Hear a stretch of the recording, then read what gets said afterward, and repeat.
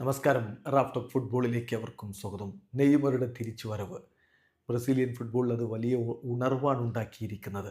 ഇപ്പോൾ ബ്രസീലിയൻ ഇതിഹാസം Ronaldo ഫെനോമനോ ESPN ബ്രസീലിന് ഒരു അഭിമുഖം കൊടുത്തു. അതിൽ കുറേ കാര്യങ്ങൾ പറയുന്നുണ്ട്. അദ്ദേഹം CBF പ്രസിഡന്റ് ആവാൻ ലക്ഷ്യം വെക്കുന്നതിനെ കുറിച്ചൊക്കെയാണ് പ്രധാന ചർച്ച. ആ കൂട്ടത്തിലാണ് നെയ്മറുടെ ബ്രസീലിലേക്കുള്ള മടങ്ങി വരവിനെ കുറിച്ച് ചോദിക്കുന്നത്.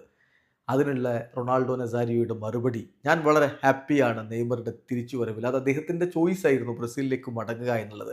ഇപ്പോൾ ഒരു പ്ലെയർ ഹാപ്പി അല്ലെങ്കിൽ അയാൾക്ക് നന്നായിട്ട് പെർഫോം ചെയ്യാൻ പറ്റില്ല. അപ്പോൾ നമ്മൾ കുറച്ചുകൂടി പേഷ്യൻസ് കാണിക്കണം. ഒരു സീരിയസ് ഇഞ്ചുറി കഴിഞ്ഞല്ലേ നെയ്മർ മടങ്ങി വരുന്നത്. തീർച്ചയായിട്ടും അവിടെ മസിൽ പ്രോബ്ലംസും മറ്റു പ്രശ്നങ്ങളും ഒക്കെ ഉണ്ടാവും. ഒരു വർഷത്തിലധികം കാലമാണ് അദ്ദേഹം പുറത്തിരുന്നത്. സോ നെയ്മറുടെ കാര്യത്തിൽ നമ്മൾ കുറച്ചുകൂടി പേഷ്യൻസ് കാണിക്കേണ്ടതുണ്ട്, ക്ഷമ കാണിക്കേണ്ടതുണ്ട്. അദ്ദേഹത്തിന് തീർച്ചയായിട്ടും വലിയ കമ്മിറ്റ്മെൻ്റ് ഉണ്ട്.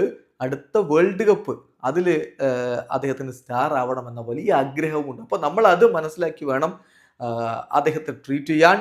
അദ്ദേഹത്തിന് ആ ഒരു കമ്മിറ്റ്മെൻ്റ് ഉണ്ടെങ്കിൽ തീർച്ചയായിട്ടും അദ്ദേഹത്തിന് അതിലേക്ക് എത്താൻ പറ്റും.